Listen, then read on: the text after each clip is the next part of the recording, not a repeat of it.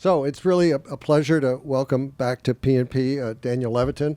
As some of you may recall, he was here for his 3 previous books, each of which became a bestseller, and we have very high hopes for his latest, which is just out this week. This is world premiere here. His latest book's called A Field Guide to Lies. Dan, of course, is a distinguished neuroscientist and expert on cognitive science. And what he's offering in his new book are some very helpful ways to sift through the growing barrage of information facing us day in and day out. How to tell fact from fiction, how to make sense of statistics, how to think critically about all the words and numbers coming at us nonstop. And these are some of the challenges that Dan addresses. And what better time to be advised on this during this political, you guys know where I'm going, during this political season as we try to figure out what's truthful about the many things being said by and about the candidates. I don't know about many of you, but when I read, say, the Washington Post these days, one of the first columns I look at is the fact checker. Truth squatting efforts like that have become essential for navigating the news, and Dan has provided just such a useful set of tools in his new book. A review in Publishers Weekly called the book, quote, a valuable primer on critical thinking that convincingly illustrates the prevalence of misinformation in everyday life. And Kirkus recommended the book for, quote, anyone willing to evaluate claims and get to the truth of the matter. So, ladies and gentlemen, please join me in welcoming Daniel Levitin.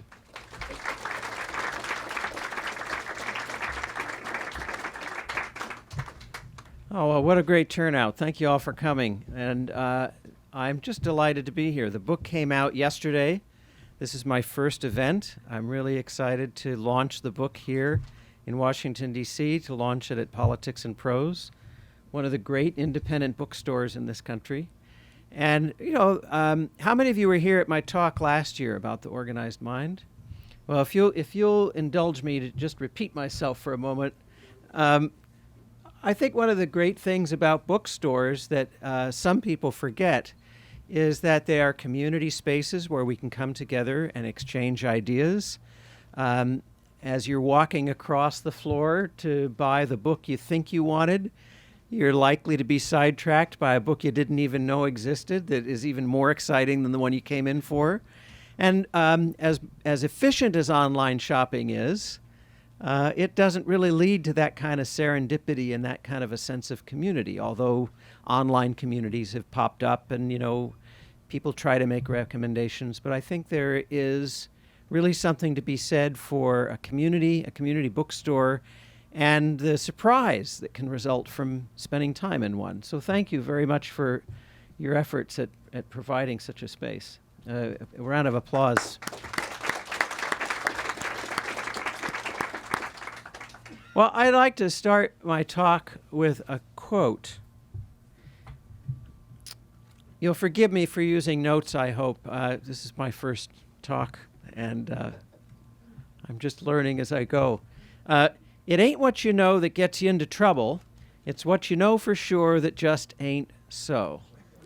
How many of you are familiar with this Mark Twain quote? So it's out there, right? What does it mean? Well, I think it means that if you know something for sure, you're likely to move kind of headstrong with a convincing conviction and resolve into some enterprise. You don't plan for the possibility that you're wrong. If you know that you don't know something, you have a little bit more trepidation. You're a little bit more cautious. Those can be good qualities. And I think it's certainly true that in corporate boardrooms and in government offices, in the White House, in Congress, in the schoolyard, in hospitals and doctors' offices, a lot of trouble comes from people being absolutely certain they know something and being wrong. And that's the launch point for my book. And it comes from some personal experience, which is that part of my job as a professor is to train PhD students. And people who haven't been through a PhD program ask me what that involves. I'm often at a cocktail party or at some kind of a social gathering, and people say, what is it you actually do for a living? And what do you do over the summer? Don't you have the whole summer off? And I say, well, no, it doesn't really work that way. I've got doctoral students, and I've got to meet with them all the time. And, they really get their work done during the summer because they're not distracted by taking classes. And what exactly does that mean that you teach doctoral students? I say, well, when they come in, they think they know everything. Because, in order to end up in graduate school, they had to be the very best students in elementary school and the very best students in their class in high school in order to get into a good college. They had to be at the top of their class in college in order to get into graduate school. And boy, they really think that they are hot stuff and that I've got nothing to teach them and that there's nothing to learn. And I spend 4 years, sometimes 5 or 6, trying to teach them that they don't know as much as they think they know. That is my job. My job is not teaching so much as unteaching, or not so much trying to get them to learn, but to unlearn. And it's maybe half true that the day that a doctoral student comes to my office and knocks on the door and says, I really don't know a thing about what it is you want me to learn. That's the day I say, congratulations, you're ready to get your degree. Because it's that kind of humility and openness that means they're really ready to become lifelong learners and to start this enterprise of creating knowledge, which is what scholarship is all about. Until they're open-minded enough to realize they don't know much, they're really not of any use, because if they know everything, then there's nothing for them to learn, right? So a lot of that involves critical thinking, and that's what this book is about. I started writing the book in 2001. I've been working on it a long time, and I've been teaching courses on critical thinking with some great students who have helped me a lot by providing examples. And one of the examples of a failure to heed the Mark Twain's advice, a failure to realize that what you don't know for sure will get you into trouble, or what you know for sure that isn't so will get you into trouble, is unfortunately the story of Steve Jobs. So Steve Jobs, as you know, died of pancreatic cancer, and the particular circumstance was that when it was diagnosed, he decided that he didn't trust Western medicine. He was going to seek some sort of alternative woo-woo Northern California treatment that involved a change in his diet. And by the time he realized that the diet wasn't curing the cancer, it was too late for medicine to help him. So this was a case of somebody knowing for sure, and a smart person, and by all accounts a rational person, knowing for sure something that wasn't so, knowing that alternative medicine was going to fix the problem. So you can see in a very real sense that the pitfalls of holding false beliefs can really get you into trouble.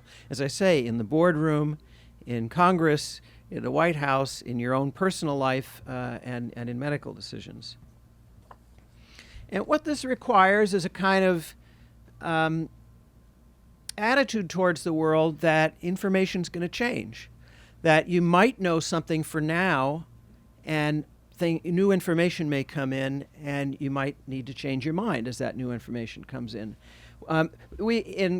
In science, we have a kind of fancy name for this. It's called Bayesian reasoning. And if you haven't heard of it, don't worry about it. It's just a bunch of people trying to be fancy. All it really means is Bayesian reasoning is nothing more exotic than allowing new information to modify the beliefs that you already held, to take the new information into account and possibly change your mind if the new information warrants it. This kind of attitude requires doing what the philosopher Alan Watts wrote about in his book, The Wisdom of Insecurity.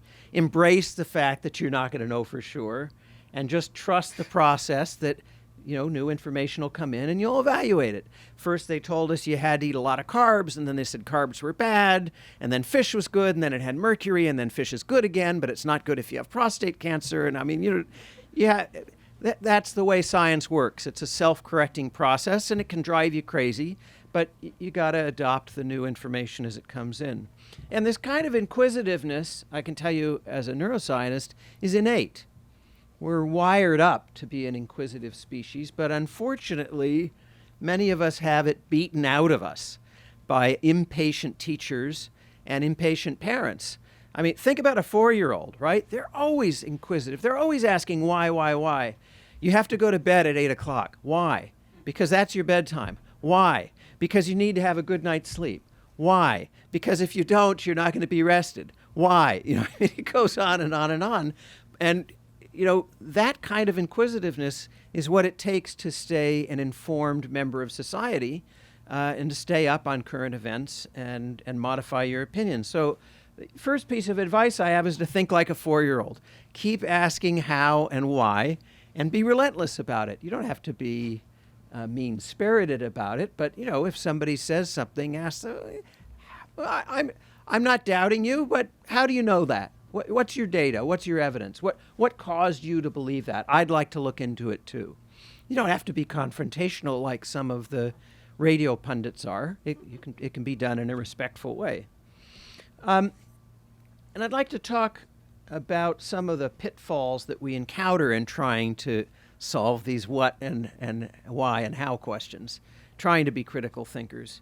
One of them has to do, one of my favorite examples of how critical thinking requires a system. And by the way, the system that I'm proposing in the book, I don't think it's any more difficult than a 12-year-old could handle. And I'm not talking about doing heavy math or, having to learn a bunch of special things you don't already know. I'm talking about things you can do in a couple hours that are commonsensical. So the first thing is to recognize that averages actually are useful, but they're a distortion of reality. And we don't think of them that way. And of course, Nate Silver has made himself famous by averaging polls and such. But averages are really tricky. They're tricky because they're distortions. They're taking a whole bunch of data, sometimes millions of data points, and collapsing them into a single number. So you can imagine how that might cause some problems.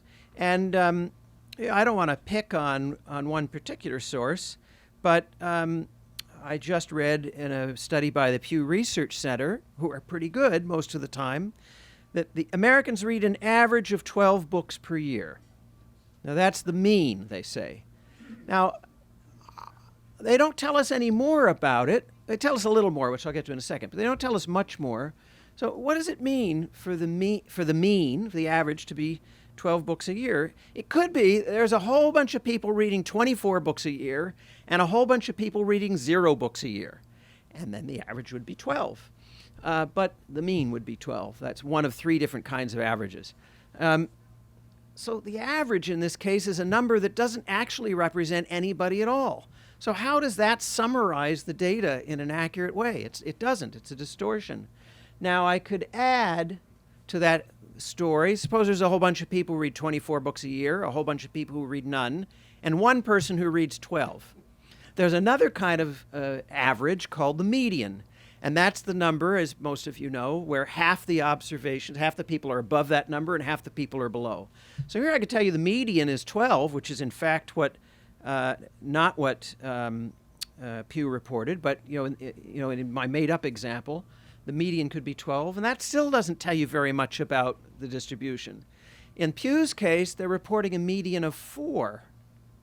So half the people read more than 4, half the people read less, which really suggests that there's a whole bunch of people reading 0 or close to 0. But Pew does a terrible disservice to us by reporting that the median is the typical value. Well, that's not usually true. Typical value is what we call the mode. That's the value you see most often. In order for the median to be the typical value, the mode would have to be 4. That is, the majority of people, or the value you find most often is 4. And that just seems unlikely. So you have to be careful about averages and their use and misuse. And if somebody just uses the word average and they don't say mean, median, or mode, you don't know a thing about what they're saying. I don't want to dwell on this. It's in the book, and I don't want to get too bogged down in the technical. It's just an alert that averages are distortions. Just as another example, suppose I tell you, and I don't want to belabor this, but suppose I tell you there's a room over there, and the mean, so I'm specifying the kind of average, the mean net worth in that room is about $5 billion per person. Now, if you're an investment banker or you work for the IRS, you might want to go in that room and talk to those people. Or if you're a salesman of Teslas or something. But what if I tell you that now that, yes, even though there are 10 people in the room and the mean net worth is $5 billion apiece, but the room is Mark Zuckerberg and 9 indigent people, right? I mean, the mean hasn't really told you anything useful. So I would just say be cautious and be wary. So next time you encounter an average, ask yourself, are they telling me what kind of average it is, and are they giving me any clue about what the distribution looks like? You know, are they helping me to understand what's really behind that single number? Another thing that we find a lot of is distortions based not exclusively on the numbers, but on words. People use words in a vague way, and if people are being vague with language, either they don't know any better or they're trying to put something over on you.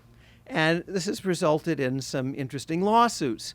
So how many of you remember the claim, 4 out of 5 dentists recommend Colgate for their patients? You remember this? Well, Colgate's ad agency was sued and by a competitor who won the case because what do you think when you hear that 4 out of 5 dentists recommend Colgate? That they're exclusively recommending Colgate, right? That's the one they like. But in fact, the way the study was conducted is the dentist could list any number of toothpastes they wanted to. They weren't limited to one. So 4 out of 5 of them did recommend Colgate, but they also recommended Crest and Aim and Aquafresh and Arm & Hammer and a whole bunch of others. So it wasn't a lie. It was just misleading, right? So if somebody's vague, if next time you read 4 out of 5 doctors recommend, or 4 out of 5 of anybody is recommending, ask yourself, well, what does that really mean? What question were they asked? And if that information isn't revealed to you, if the source isn't being above board about the details, it maybe they have something to hide, or maybe they just are hoping you won't ask, or maybe it's innocuous and they just forgot to tell you. I'd also like to point out that when you encounter numbers and statistics, I think many of us hold this bias that numbers don't lie, statistics don't lie. I mean, there's something about the cold, hard precision of a number. But I guess it's true, numbers don't lie, but people sure can lie with numbers. Statistics are... I almost thought of calling the book Statistics Are People Too. But that's not really true. That would be a lie. Statistics aren't people too, but statistics are collected by people. They're collected by some well-meaning people who do a very good job. They're collected by well-meaning people who lack the training, who get thrust into a position to collect numbers, but they don't really know what they're doing. And they're collected by evil, lying weasels who are really trying to distort things. And we see this all the time in surveys where, a question will be asked and the numbers will be collected, but the question is asked of a certain cohort of people that have a certain view ahead of time. They don't tell you that. Or they were, if I want to know what Americans think about something, I can't just stand in front of a horse racing track and take people as they exit. Not that there's anything wrong with horse racing tracks, but the kind of people who are there might not be typical of the country as a whole, and so a bias has crept in.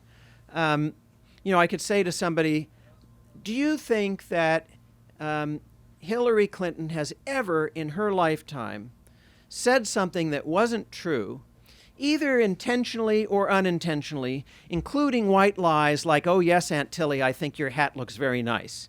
Do you think Hillary Clinton ever did that even once in her life, or not? And so I can then take the result. Probably 90%, I'm guessing, I'm making this up, maybe 90% of people would say, yes, she probably has told a lie at least once. But then you can say 90% of Americans say Hillary Clinton is a liar, right? Yeah, they do, but, there's devil's in the details. And I'm not trying to be partisan here. I'm very completely apolitical in the book. Like anybody else, I have a preferred candidate. I try to keep an open mind and realize that some new information may emerge that my candidate is not the one I want to support and that the other candidate is better. But I try to keep all of that out of the book and out of my public life because, I'm trying to be impartial. So for that matter, somebody could say the same thing. I could have used Donald Trump in the example. Do you think he ever told one lie at least once? So you have to be careful the way people spin the words around things. Another thing I advise is that people do plausibility checks. And this is nothing more than just asking whether the claim makes any sense. And maybe you have to do a quick check to find out. How many of you people know within an order, within a rough approximation, how many people think they know the population of the world? So what would you say it is? 9 billion. Does that seem like let's set up a confidence interval, somewhere between 7 and 11 billion. How many people think that it's probably between 7 and 11 billion? How many people think it's not? Okay, what do you think? 6 billion. Okay, reasonable. Anybody else? 6.8. I'm sorry. What did you say? Yeah. No, I missed it. I missed a funny remark. Wouldn't be the first time. So I don't actually know. I haven't looked it up in a while. The last time I looked, it was 7 billion. 7.4. Thank you. Now, right, you can Google it. And then there's a clock that keeps track, and it's not actually counting the number of babies that are born and other people that are dying, but it's based on some good statistics. 7 billion, 7.5 billion.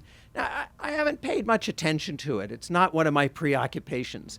I suppose it could have slipped up to 8 billion without me noticing since the last time. And I suppose, there could have been an epidemic that wiped out a bunch of people or a genocide. It could have slipped down to 6.5. But, I have a pretty good idea of what the range is. So when the person who cuts my hair said, I heard that there are 11 billion people in the world that don't have internet, I realized, well, that's not plausible because there aren't 11 billion people in the world, right? So you can do that kind of thing, but you hear this kind of stuff all the time. Suppose you're working for a company and an employee claims they spent $40,000 in gas the last month, and they're looking for a reimbursement. So I don't know if that's plausible or not. I never thought about it, but you can work through it. You can just make some simple assumptions, like let's say there are 744 hours in a month, and for the sake of argument, let's assume the employee is driving all the time and is taking speed and not taking naps or sharing with another driver or something. So you got 744 hours you could be driving. Let's call it 700 just for a round number because you got to stop and refuel and have coffee and stuff. And let's assume that our employee is speeding and has somehow managed to drive 700 hours in a row without being detected going 80 miles an hour, just to give the benefit of the doubt to the claim. And let's assume that they got really bad mileage at 10 miles per gallon. Well, if you work through the numbers, 700 times 80 miles per hour, 700 hours, 80 miles per hour. Boy, I thought I wrote this down. I might have to do this in my head now. If you work it out, the numbers come out to about $24,000 in gas. So 40,000 is not plausible. Just, you can work that through just like I did. Plausibility checks are important because a lot of claims that's maybe the first thing you want to do because a lot of claims go out the window right away. Another thing to do is to look carefully at graphs. Does anybody here work for Fox News? Just curious. Anybody? No? It's not a Fox News crowd. No. I love Fox News because they've kept me in business for a while. And I don't mean to pick on them, but one of my one of my favorite examples from Fox News that I kind of start the book with is a picture that they broadcast during the last presidential election. I'm sorry, 2010. For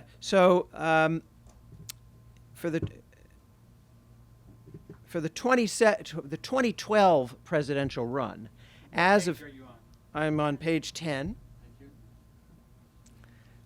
They show the 2012 projections, and they've got a pie chart. You're familiar with pie charts. It tells you what proportion of people are, in favor of or going in a certain direction. So here, 70% of the people they polled back Palin, 60% back Romney, and 63% back Huckabee.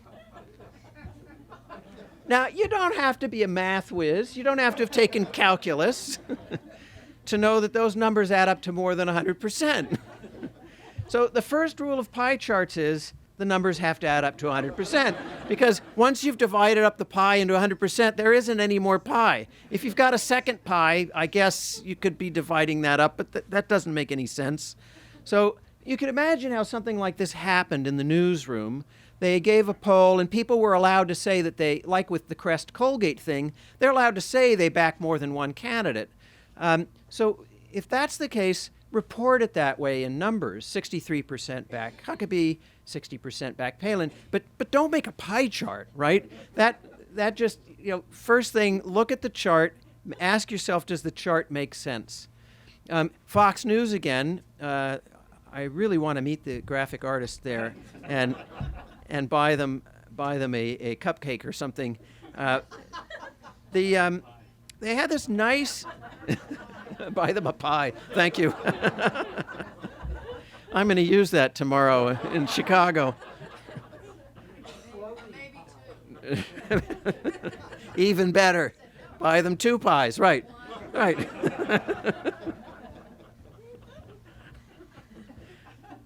What a great crowd.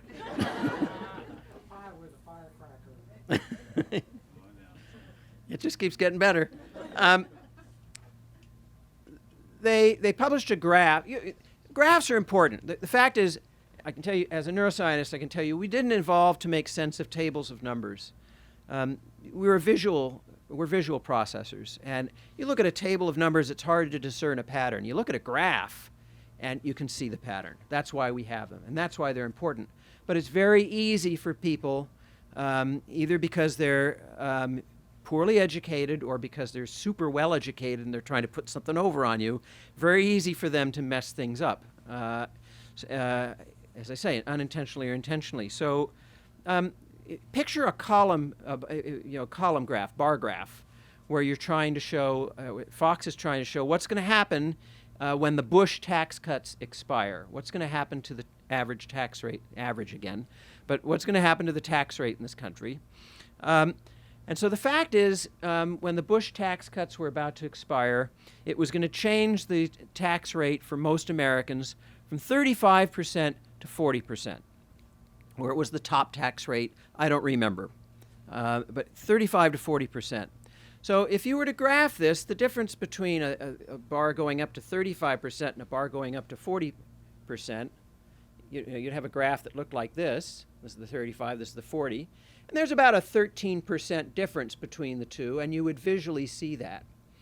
But what if you're trying to persuade the public that this is a bad thing, letting them expire? What if you're trying to sway public opinion? You don't want to show that graph. That's not going to make your point. So, well, instead of starting the graph at 0, why not start the graph at about 30%, which means you're looking at something that looks like this now. This is 30 to 34. This is 34 to 40. And now it looks like you're going to be paying 3 times as much tax if the tax cuts expire. Visually, it looks, one bar is 3 times higher than the other. That's a classic kind of distortion, and we teach this in graduate schools. Journalists learn about it, lawyers learn about it, but most people don't. And I show it in the book. It's one of a few dozen kind of tricks that people can play on you, and from now on, none of you are ever going to fall for again. we talked about polls a moment ago. Some of the things to look out for with polls, be sure that they tell you the margin of error. If they don't tell you the margin of error, the poll is absolutely meaningless. The margin of error is how confident they are in their estimate. Usually the margin of error is 3%, it might be 5%. So if they tell you that there's a 70% chance that Trump would win if the election were held today, or that he'd win the popular vote or whatever they're telling you, if they say there's a 3% margin of error, that means that there's a 95% chance, that's what the margin of error represents, 95% chance that the true value falls between 70% plus or minus 3, between 67 and 73%. If they don't tell you the margin of error, you can say anything you want. I could tell you I'm the most popular person running for president with a margin of error of 100%. But if I don't say that last part, it's true. Also, you want to be sure that you're getting random sampling. We talked about this with the racetrack problem. Very, very difficult to do with polling. If you're polling based on landlines, land telephone lines, that skews towards older folks and misses out a lot of younger folks. If you use cell phones, it skews towards younger folks. If you use email, it skews towards people over 35, because increasingly people under 35 don't use email. And it also skews in terms of people who are willing to talk to a pollster, who may not be representative of the voting public at large. In this election in particular, I'm not a political scientist, so I don't know what the data are, but as a citizen, it strikes me that one thing that's going on is that there are a lot of single-issue voters. Voters who are really just focusing on a single issue, and they're voting for a candidate based on that candidate's stance on that single issue that they care about. You're going to take my gun away from me? I don't care what else you stand for. You're not getting my vote. You're going to raise my taxes? I don't care about anything else. You're not getting my vote. You're going to build a wall and get rid of immigration? I don't care what else you stand for. You're not getting my vote. Single issue. And that leads to a kind of closed-mindedness about the other issues. I'm not saying that it's right or wrong, but it can skew the polls because people may realize as it gets closer to voting day that there are more issues at stake, and maybe they're willing to bend a little bit on their one issue in order to get 5 or 6 other things they really want, right? Or maybe they're willing to acknowledge that, a president may not have enough power to push through the strong version of the agenda they're stumping for. So take polls with a grain of salt, and as you've seen, they fluctuate a lot. So tonight, tomorrow, when you're reading the news, when you're hearing the news, ask yourself, if it's a poll, who did the poll? Did they report the margin of error? Who responded to the poll? And if you could figure it out, what question were these people asked, right? That's key. And, if you look at the Washington Post, the New York Times, CBS, they tend to give you links to where you can find this information.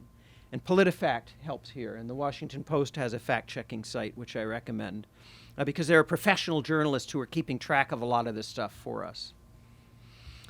I have a colleague at UC Berkeley where I teach in the business school. His name is Dr. Keltner. He has a new book out. It's called The Power Paradox. And in it, he reviews the evidence that powerlessness is one of the leading predictors of poor health outcomes in our society and of short life. So powerlessness is associated with these negative effects. And my view is, from the research I've done, is that critical thinking is an important ingredient in having power. People who lack critical thinking tend to be powerless in their lives. And the reason is they fall for scams. They make poor, non-evidence-based choices about where to live or who to get in a relationship with or what job to do or what kind of training to get, what to do with their money. As rational decision-making increases, some sort of power, at least over the course of your own life, increases, and that leads to a whole lot of positive benefits. So I think critical thinking is critical.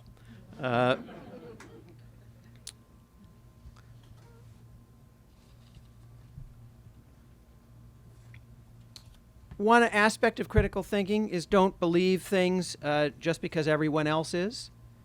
This seems obvious, but it wasn't so obvious to the ancient Romans. They had a phrase for it in Latin. It's argumentum ad populum. Now, you might have heard of the wisdom of the crowds, but that's actually quite limited. It only works in some limited circumstances. So don't believe it just because everybody else is. Ask yourself if you believe it's true, and look at the evidence yourself. We're living in an age where information is easily mistaken. Well, misinformation is easily mistaken for information. Pseudo-facts can look a lot like facts.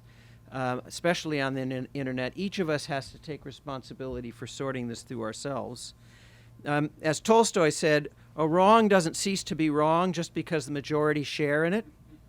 I mean, look at slavery, genocide. A whole bunch of people believe in it. It doesn't make it right. Or I think even St. Augustine said it better.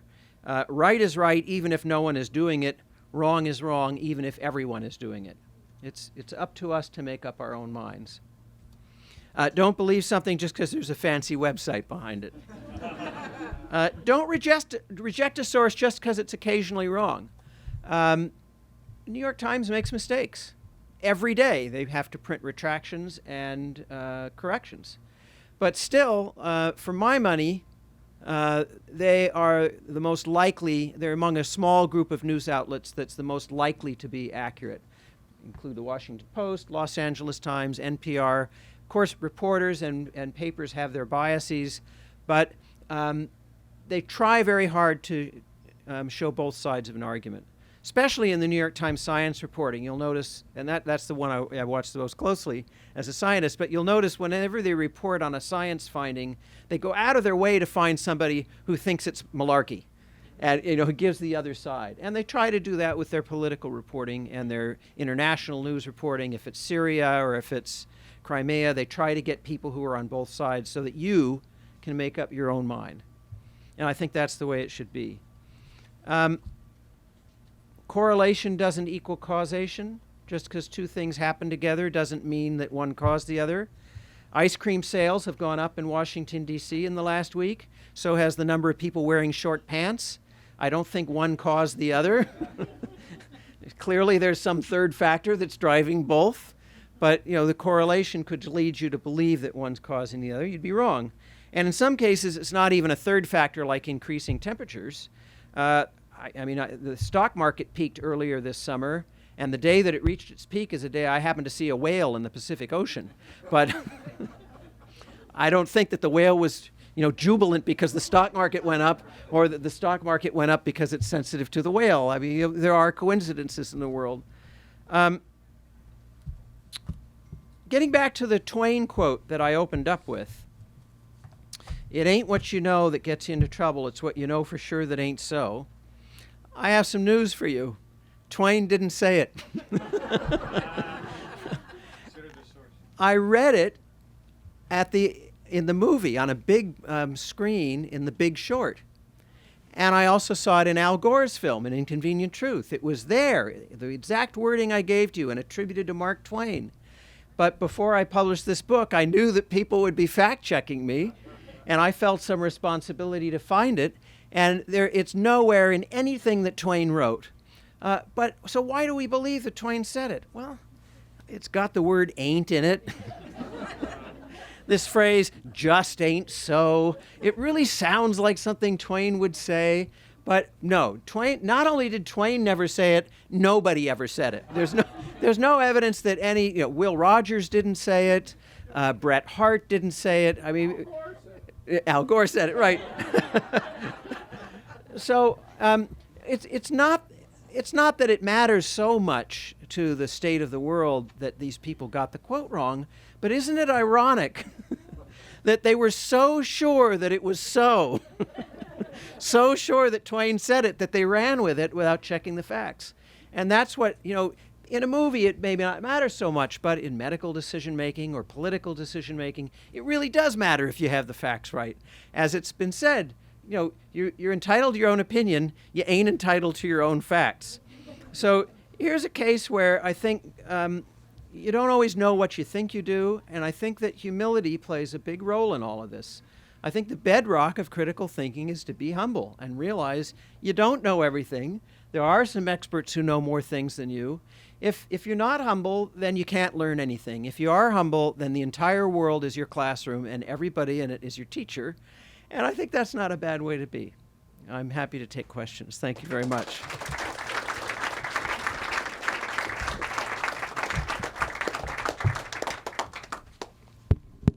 Or no questions. Well, one. Ah, Well, I wouldn't mind being one of your students in Berkeley. That was great. For come your join first- us. Yeah, just a little walk. I read the Washington Post every day, and especially today's issue, there's a big a poll result kind of thing. And personally, I wonder, I'm always getting phone calls that are anonymous. They don't have a name on it. They just have a phone number. And occasionally, I'm pretty sure that they're a pollster.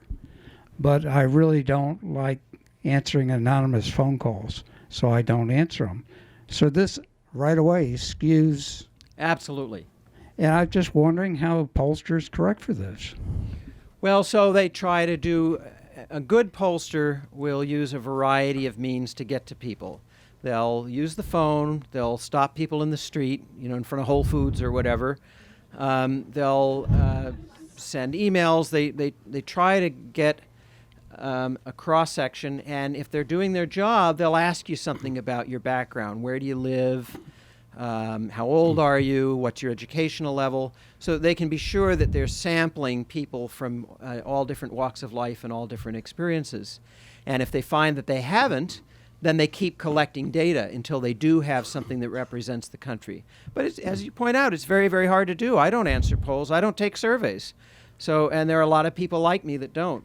I think the worst, I'm not a political scientist, and so I'm loath to step outside my area of expertise. But I think the worst thing that polls do is they potentially keep people home on election day because people think that the outcome is a foregone conclusion. And that's not a good way for a democracy to function. We got two sides to every story. Yes. The left and the right. Yes. On the right. Correct. How did Marshall McLuhan affect your career? Oh, I don't know that he did. Particularly his Roman Catholicism. Help me out here. He was in vogue, wrote a lot of successful books. Yes, he did. Then he lost touch, but now he's back. Oh, I didn't know that. Yeah, very much so. Yeah. And what is it about the story that attracts you to it? Canada.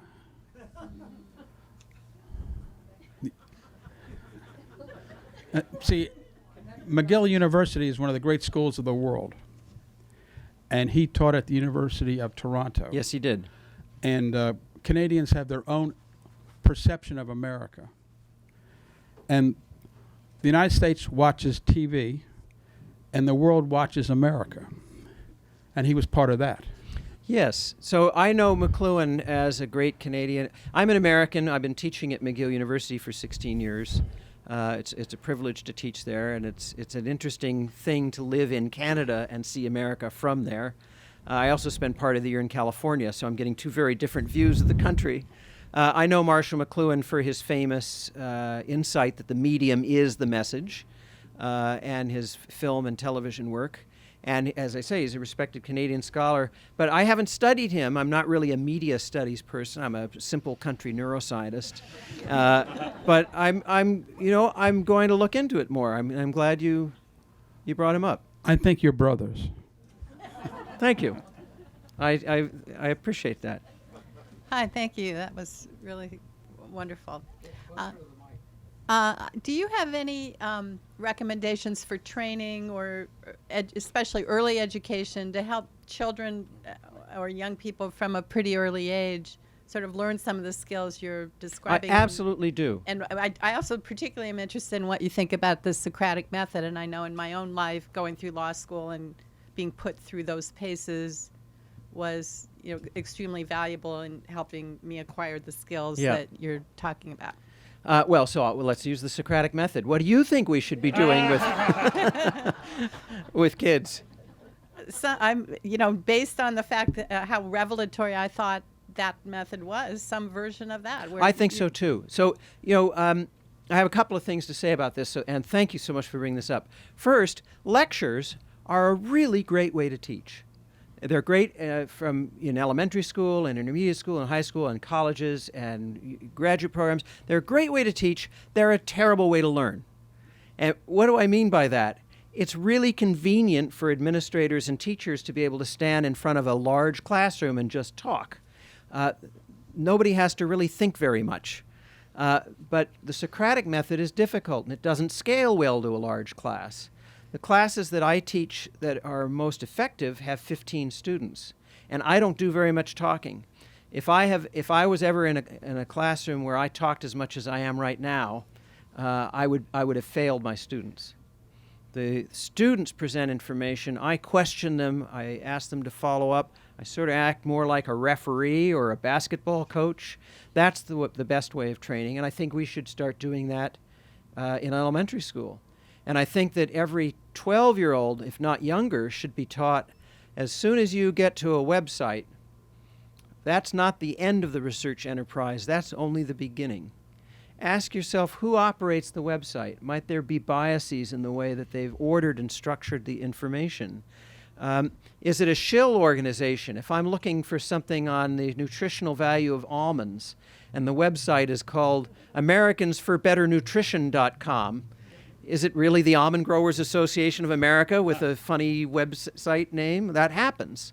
I talk in here about a case in Florida where there was a congressional race, and one of the contenders opened up a website in his opponent's name in order to collect money meant for her and raised a whole bunch of money. It was support, alexsink.com is the name of the website. And he collected all the money. And he wasn't Alex Sink, he was the competitor. So I think, starting at 12, if not younger, we need to teach students to be critical thinkers. And I was gratified to learn that a bunch of high schools have adopted this book as a textbook, as have a bunch of universities. And I'm just hoping that, people, it doesn't have to be my book. I mean, there are a lot of good books on critical thinking, but, this one is the newest one, so there's contemporary examples, and I like to think it's written in a simple way, not simplistic, but a simple way that anybody can follow. And I mean, the big thing is that a revolution has happened in the last 15 years that not a lot of people have talked about, and that is that information has become instantaneous and free. And what does that mean for education? We used to spend all our time in the classroom trying to cram facts into people's heads, like photosynthesis is the process by which plants turn oxygen into carbon dioxide into oxygen, and the sun is 93 million miles away, and the moon is 250,000 miles away, and in 1892 Columbus sailed the ocean blue, and the primary colors are red, yellow, and blue. I mean, all these facts. Now, as the New Yorker columnist Adam Gopnik says, by the time a teacher has explained the difference between elegy and eulogy, everybody in the class has already Googled it. So it can't be that education is about teaching facts anymore. The students are going to get them. It has to be teaching them how to evaluate the information they encounter and to use it wisely. Thank you so much for that question. You mentioned that one helpful thing in evaluating media is to see whether or not, when certain facts are presented, the media outlet does its best to bring in opposing facts. And that sounds sensible to me. But sometimes when I watch some of the news outlets that I like the best and that I trust the most, I find bending over backwards to make the two things that they're comparing the same. And I wonder if you notice that distortion in the media. In other words, especially in the presidential campaign, I find a lot of comparisons. You have information presented, and then they go way out of their way to find something comparable to stand up against it. And as an intelligent person, I look at the two things and I say, I understand you're trying to be fair, but I think you're engaging in a kind of distortion yourself by suggesting to me that these two things are equal. I agree with you. And this is a problem in scientific research as well, where in a published article, there are hierarchies of believability and hierarchies of information sources. And sometimes scientists will really pick a non-rigorous and not valid source in order to give the patina of neutrality to their claim. And I think that's a distortion too. I agree with you. We have to see through that, and we have to see that, yeah, they mentioned this other side, but there really isn't anything behind that claim. It's right. So it's really a disservice to the It viewer, is. I think, to take fairness to that. I agree with extreme. you. Yeah. Yeah. Thanks. Thank you. Yes, thank you very much for your presentation. I have a question and then maybe a comment about another example of polling bias. One, you were talking about the political polling, et cetera, and I think Chris Matthews was supposed to be here tonight. I don't know. By the way, he's a friend of mine. He sends his regrets. He Okay. got called away literally at the last minute for a late-breaking story in New York. He didn't tell me what the story was, but he was sorry that he didn't join us here. But Well, it's he's- probably the 8 o'clock forum that's going on with Trump and yeah. Hillary. Yeah, but speaking of the polling of the election, one other phenomenon they're talking about is not just who are you polling, whether it's by the phone or internet, et cetera, but there's a participation bias in the sense that some may not even want to say who they're voting for. Oh, They're absolutely. counted Right. as undecided. So and that's why some saying, well, Hillary may be ahead, but really there are a lot of Trump voters out there who are embarrassed to say they support Trump, and therefore I don't know how you can even measure what that margin of error could be, whether you ask the undecided, hey, are you really undecided, but you're not telling us, whether that would get yet further information or not. And then the second example I have of when I see, I'm a lawyer too, by the way, and Oh, we need more of those. Yes, right. Especially in Exactly. Washington. Let's kill all the lawyers, Shakespeare said. No, but for example, in criminal justice, the general poll is that 60% of the people are in favor of the death penalty, 40% are against it, and those who are against the death penalty say, well, if you ask the public, hey, if we had life without parole as an option, would you be in favor of that? And then the number goes down to maybe 50% in favor of the death penalty. They say, see, we should go to that. But the real question is, should the jury have the option of deciding, for example, whether Timothy McVeigh should get the death penalty, or the white supremacist who dragged the African American by the chain on the pickup truck in Texas and killed him, should he get the death penalty? He did. And therefore, if you ask it that way, you might get more like 70-80% saying, yes, the jury should have the option. Right. rather than- So you're absolutely right, and I discussed this in the book, that the way you ask the question can profoundly influence the answers you get. And that's why you want to know what the pollsters asked, so you can evaluate for yourself whether you think that they rigged the deck in the very asking of the question. And if that's not reported to you, you got nothing to go on. Hey, thanks for your presentation. Oh, thank you. I have one question that I was curious about. So as it relates to critical thinking in this group, you're preaching to the choir. But there's I think your intellectual evil twin out there that wants to suppress critical thinking because it empowers them or their political movements. Do you think there's any hope for scientists like yourself to be able to blunt that movement, to encourage people to think critically who have been taught perhaps that critical thinking is not a virtue? I think the hope is that, yes, there are a bunch of people who don't engage in critical thinking and don't appear to care about evidence and are not evidence-based thinkers. And I think part of it is that people say, oh, well, I don't want to be a Mr. Spock-like automaton and just be rational all the time.